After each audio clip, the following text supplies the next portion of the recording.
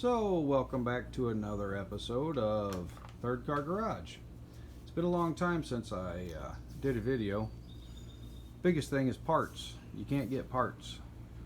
I literally waited 6 months for a standalone engine wiring harness from Holley. That way I can run my 4.6 liter 2V in the Cobra. And of course, this is all for this little man, because who's the car belong to, Connor? Yep, that guy. So he's going to let me drive it until he's old enough, but then this will be his car. So basically what I'm going to do today is I'm just going to run over the car real quick, because there's a lot of questions. You're going to run over the car? I'm not going to run over the car. Okay. I'm just going to kind of look around. If you guys are into the classic motor carriage and Streetbeast, well, this is one of those. This is the body and frame.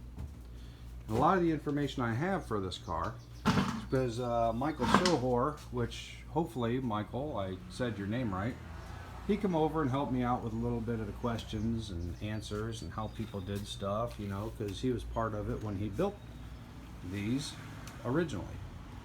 Now, my full understanding is that this frame and body is one of our first 100 because of some of the things that Michael told me about, but yours is going to differ. Streetbeast is a little different than the Fiber Fab and CMC cars. Not a big difference, but it's a difference. Now, when I got this car, essentially I got the whole kit. I got the full frame, I got the full body, windshield, headlights. I got, what else did I get, Connor? Do you remember? I don't know. But all the stuff, you know, the hoop, the stuff that makes it a Cobra. So I'm going to go through as to where I'm at right now, which is, a couple more days it'll be August, so August 2022. I think it's the end of July right now, 29th or something, 28th. It's a Sunday. I think tomorrow is August 1st. Anyway, so I noticed, I watch a lot of Pete's Garage. He has a great Streetbeast that he's building. He's doing a wonderful job. He's doing things differently than me. He's got a regular, you know, the 427, running fuel injection on it. I'm running a 1998 Mustang GT engine, top loader 5-speed, and the posi, does Ford call it posi? Rear end. I already took the drive shaft, had it shortened, so the drive shaft is shortened. I believe the drive shaft is 17 inches long. So I'm going to show you part by part how I ran all of my items on my car to see if you want to do something different. So the first thing is, let's start with the brakes. The brakes are something that everybody's always questioning. How to do it, how to do this, how to do that. Well, I could show you how I did it. Well, I currently have a set of Mustang 2 brakes on there. It's even a small disc. I mean, those will be upgraded, but right now it's a roller and it works and it functions and I can test the system. But, so if you look down here, those are the stock standard Mustang 2 from 1978. Rotors, calipers, that kind of thing. They're small. I think they're 9-inch. That'll change. But for right now, the big idea is getting the car around the track, or around the road anyway. So here's how I ran it.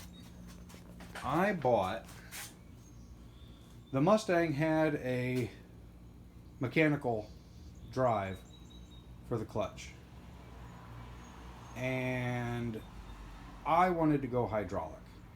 So, I got a hold of Willwood, and they make a really good system.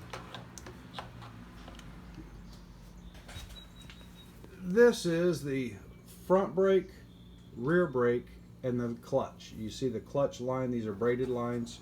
I bought them off, you know, I don't know, one of the sites, maybe Speedway. And I just came out of here, angled straight down, you know, take the pressure off the line so it's not curved. Same here, straight down, straight down. These two lines go over here into a Willwood. This is a proportioning valve. fully adjustable. And right here is an electrical switch that you plug in for your brakes. So when you touch your brakes, that's how your brake lights come on. So I don't have to do anything based on the brake pedal itself. Now all you have to do is locate where you want it, which I did it centered with the steering column coming out of the firewall. This is an extra piece. This is like $180 just for this piece of aluminum. What this does though is it sandwiches. A lot of people, when you're building a Street Beast, what they tell you to do, use a Mustang pedal assembly, stuff like that. Well, I'll show you how I did it. Let me turn a little light on in here. Let's see. Let's see if that helps at all. So here's what it looks like underneath. There are holes inside my firewall. Those are previous holes from when I bought the kit. The kit was started. You can see they got a cut down through here. I'll have to fiberglass all that in. I think they were looking for more room in the foot pedal box. Anyway, so here's what I did. I bought the Willwood kit, and basically it's just the two pedal kit. These are adjustable feet, and by God, you need to get adjustable feet, because you can see I can move this pedal to the left, right, you know, wherever you want. I have not done a gas pedal yet. I'll do that in an upcoming video, which you know how it is. But if you look, I didn't put a big steel plate on the back wall like they did, like anyone else has done. What I did is I went different. I didn't want to rely on that steel. So what I did is I cut the whole unit out and I installed this aluminum plate, which is, there's a front and a back, and it sandwiches on the fiberglass. And I know what you're going to say. Oh Lord, your firewall is going to be spongy. Well, no, it's not, because up here are built-in brackets so you can mount it not only to the firewall, but I'll put in bracing. So what I did is I put in some flat stock. I think it's 1-inch flat stock. It's got a hole in the front and the back, so it ties in two spots. It comes here, and I rotated it. You know, you just do a little heat and rotate. And I welded it to this drop bar. See this drop bar right here that was on this? I may cut off all this extra. But the secondary, here's your first bar. All right? See it? So you guys that have a Street Beast, this is for you, and those that have the same car. See this flat stock here? The flat stock is curved with the body. See that? I know it's hard to see, but it's curved. It comes out of the top, curves down, and it relocates right back down here on the bottom. See that? Relocates right back down here where the old one used to. And it's all welded in. And then on the other side, I did the same thing. The other side, I have a bracket right here, and I came in, rotated, and then that is solid welded here also. So I got the brackets welded to the hoop. All right. So your hoop is where your some of your strength is coming from. So you got the fiberglass back wall, and you also have the hoop. So I'm telling you, you hit these pedals hard, and I have.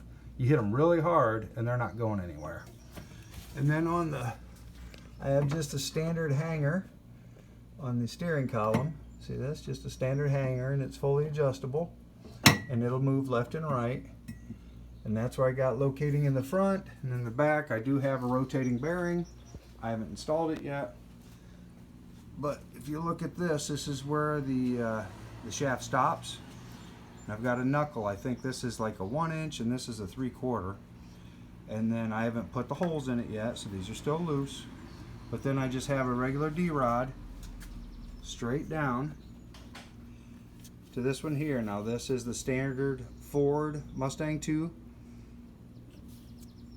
This is the standard connection. I believe this is, it's been a little while since I installed that, but I'm pretty sure that's the just a regular spline. And then on this side, of course, is the D bar. Let me get this light. So back to the brakes. That's all they do is they come out of there, they go down to this, and then I have Nicomp. No, that's not straight copper. That's Nicomp. It just looks very coppery. Front one coming around, comes down here. Let me rotate to the other side. Comes down to that bar. You see that T right here? Comes to a T, turns and goes right there for the driver's side brake. It drops down, runs all the way across, and then connects over here. I just welded on some tabs. Maybe I'll rotate this around so you can see it better. All I did is just welded on some tabs, and then I have it directly going. So that's the front brake. On the rear brake, the line comes out of the front of that Willwood adjuster and goes over to the rear and runs down along the back. Now I'm going to put a steel plate right here, or aluminum plate in front of this, just for heat reduction. But basically that's what it looks like on my foot box. So that brake line runs complete with no interruptions to the back of the car. Now you see I ran my brakes on the left hand side of the car, right underneath the frame rail, tucked in there. Can you see down there? I just ran the whole thing along the frame rail and inside and away from everything. You see my shortened drive shaft. Then it comes up here and it tees off, standard tee, and it runs over, drops down. Now if you see, this is still loose because I have not put in a brace. So I'll weld that brace in probably today. And then this side over here, I also ran. See if I can see it. There it is. And that's going to be where the brace is for the rear right wheel, passenger side rear. Now I'll weld that brace onto the frame also. And then I just have flexi lines, of course, as you would. And like I said, this is a 1998 Mustang GT rear end. If you're going to buy one, generally the GT, well, the GT always has a posi rear end. So if you buy a posi, you know, nobody wants a one wheel burn, right? Okay, fuel lines. This is the gas tank that comes with the car. Now on the Streetbeast that is being built by Pete's Garage, his gas tank obviously comes out wider, comes all the way to the frame rail.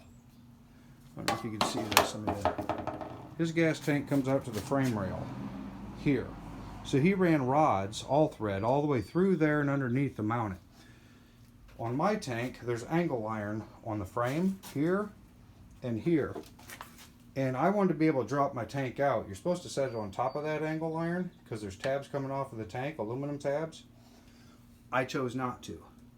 What I did, I know it looks ugly right now, it'll look pretty someday. But what I did is I welded nuts. I mounted the tank from the bottom. I welded the nuts into place here, here, and here, and on the other side. And so I have the stainless steel bolts going up through the bottom. Why? Because if something happens here, I don't have to try to pull the body off. I just drop the tank straight down. This connection here for the filler will be in the trunk so I can get to it. I am not using the original off the bottom, which is on your left, if I believe, right? That's the left off the bottom pickup.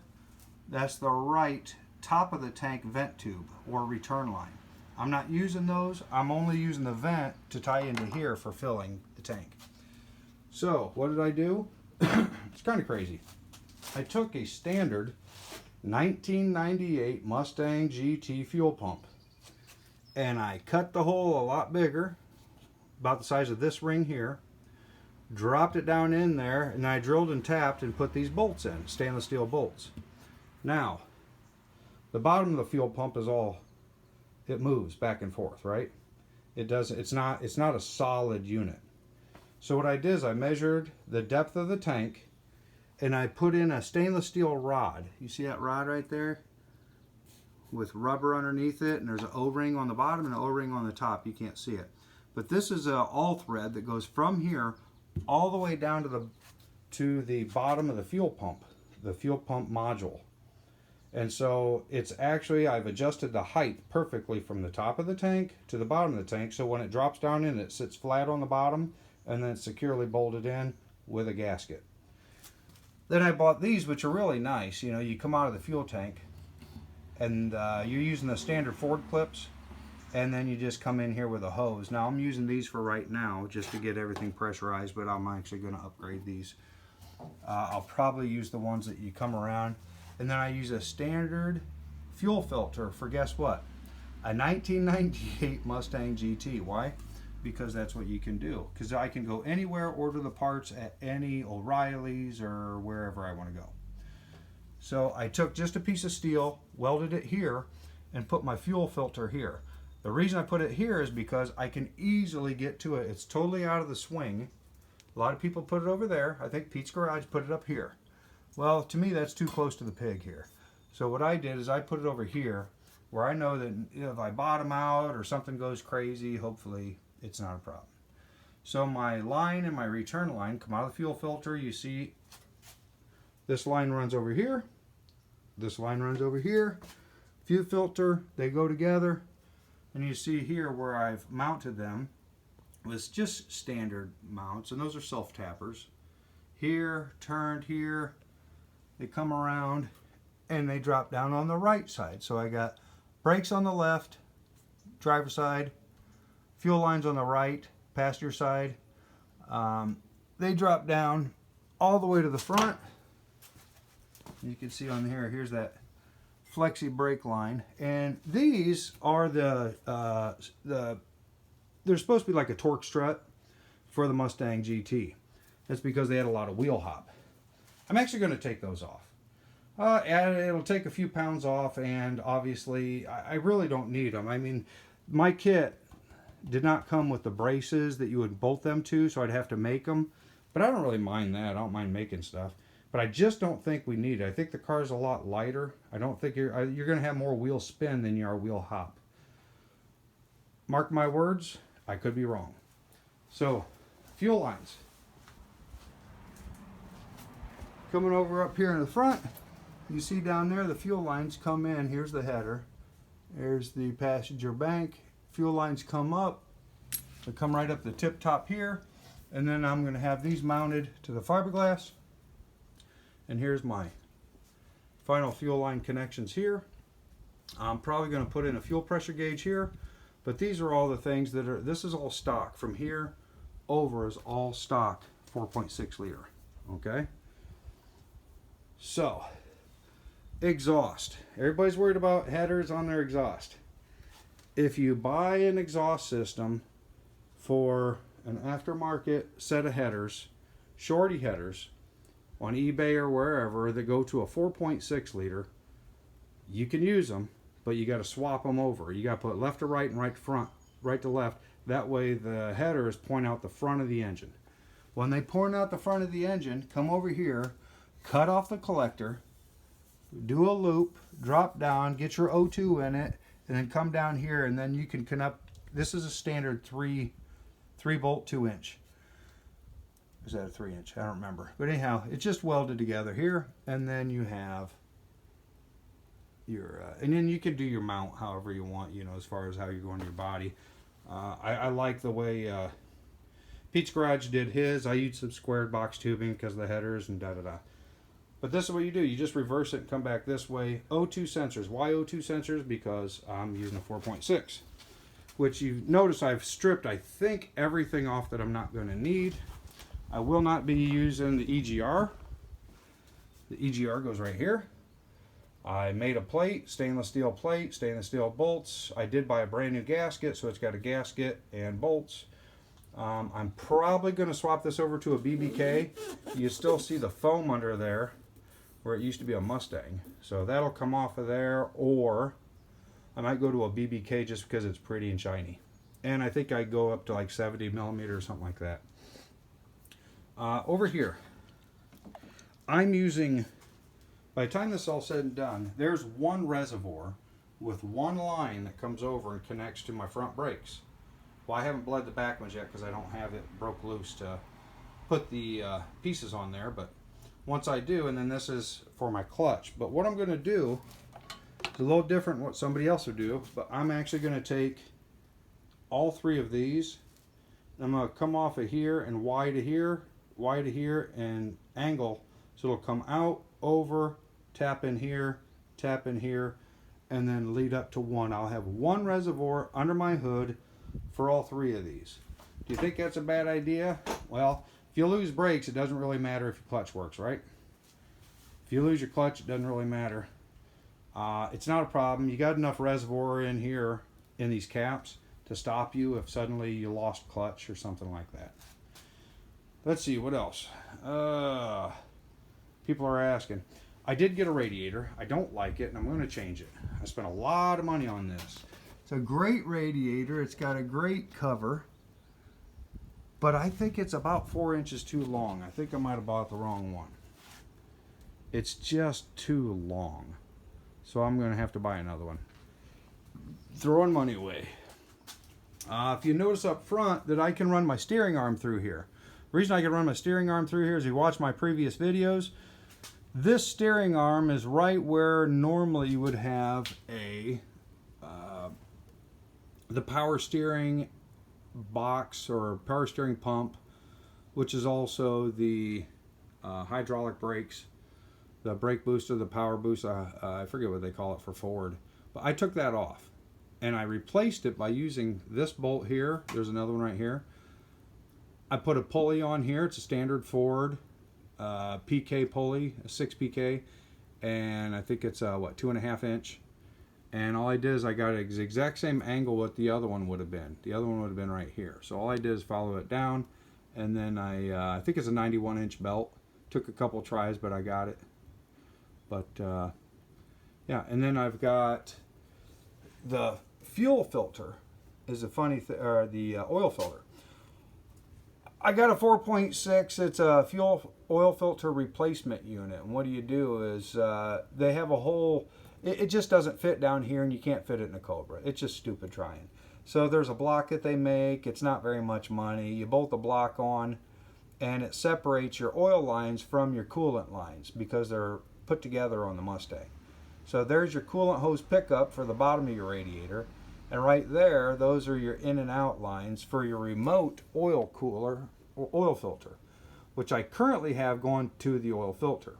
It's not till after I get my body on and get all that done that I'll add the oil cooler up front, which of course will sit, perch beautifully inside of there when I'm done.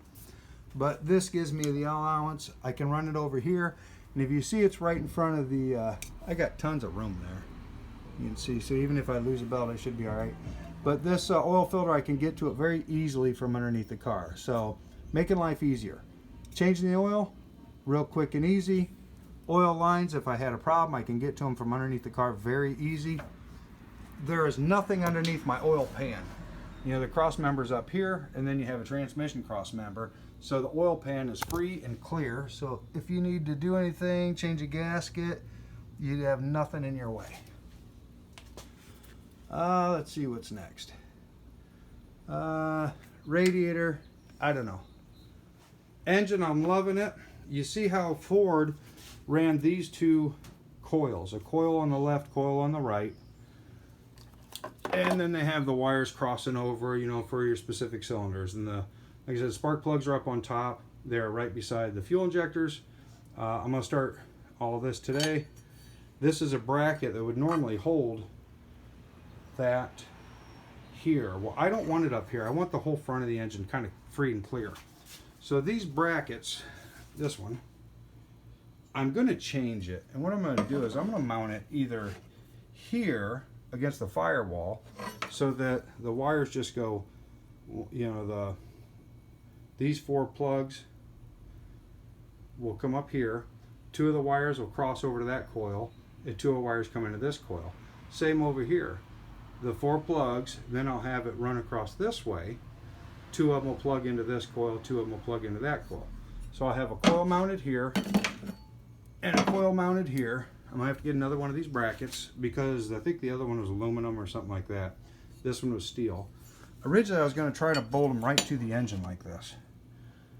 I'm not sure, but I think it would be better if I just did it here. No big deal. And I think that's about it. That's my big thing. Create a couple more coil mounts, which so I could put them on the firewall. Change all the wires over. See this little runner, this wire runner? It's a square right here, and what it does is it holds the wires. and they're up over top of the alternator. And I think what I'm going to do is I'm going to pull that bracket off, and I'm going to try to remount it back here. And what I might end up doing is going with a steel coil bracket, and run this mount, these tabs, between the two of them, and have the wires run just underneath here. That way the wires can transition pretty easily. We'll see. I haven't made, this is the stock, this is my gas pedal. You know, vroom, vroom, vroom, vroom, vroom. And I haven't made anything for that yet. Nothing outstanding, haven't even thought about it. I may end up coming in here on this slightly curved block, mounting that there, and then doing a draw string or a draw line that grabs this and comes straight down inside the box. I don't know. I'll get fancy with that. I think that's about it. I don't think there's anything else that you guys don't see. Now I still have the air conditioning. So there's something. For those of you who haven't played catch up here, I still have my air conditioning pump. I made sure that that would still work, and that's why I had to run, you know, the exhaust the way I did. I had to run this exhaust. You see this one. You cut the flange off. You go with the tube. You buy these online. It's just an exhaust kit that's a U-bend. I had it flared at Midas and came over and put it on there. They pre-flared it for me. And it just runs in well, just like the other one. There's the O2 sensor. I think that's about all you guys need to see for right now. But you see, you know, you got to make sure that you got enough turn for your wheel, even when the wheel is exercising. Same on this side. You know, this one sits a little farther forward than that side, so I had to curve it up and around. And again, that keeps it away from everything. That way my wheel will turn and exercise without touching. So, back to air conditioning. Air conditioner is right there. And here's the battery. And the problem I have with the battery is, for anybody that has one of these, when I have the body down on this car, right here is where the fender stops. So the top of the car, the fender comes up and over and stops right here. And here's your hole so you can get down and service your engine under your hood. You can't get to the battery. Fact is, I even tried to get the battery out, and I had a tough time trying to get the battery out, and I don't even have hold downs on it. So I don't like that. So I'm going to put the battery in the trunk. I know you lose trunk space, and there's no trunk space in this car, but you know what? I really don't care. That battery is going back there. And this perfect cutout that is actually in the wheelhouse, or the footwell of the passenger seat, that's a large space. Well, you know what would go really well right here? Is a heater core and a condenser or evaporator coil for the air conditioning. So you have heat and air conditioning and a fan right here. So I can force air from here through there, actually pick up cold air out of the wheel well. So you're not pulling air out of the motor, the engine compartment. So I'll draw in air from the wheel well, bring it up through a fan, run through the condenser and the heater into, just come around here, and into the footwell without losing any of it. See, that footwell's right there. I mean, who cares about passengers anyway? My wife is really short. So that allows me to run air conditioning ducts, heating and air conditioning ducts. I can come out of there and run ducts up, whether I'm going to do you know, just a tube running across here and down for just footwells on both sides, or what I'm going to do. But yeah, the air conditioner, just one button. You hit on, and it turns on the clutch, the air conditioning clutch. You know, when the clutch kicks on, you have air conditioner, and then you have your fan switch. Of course, you know, you have to be on at least one, otherwise it won't work. It's a good way to, nice little safety. But the heater, same way. You turn it to the on position, you're running the fan, and then what you can do is, here's where your heater core lines. Here and here are the two lines that go to your heater core on the Mustang. So those can just be rerouted. Instead of going this way, I could just run right here into a box I build with a heater core and the for the heat and the air conditioning. And then what I can do is put a power valve in here.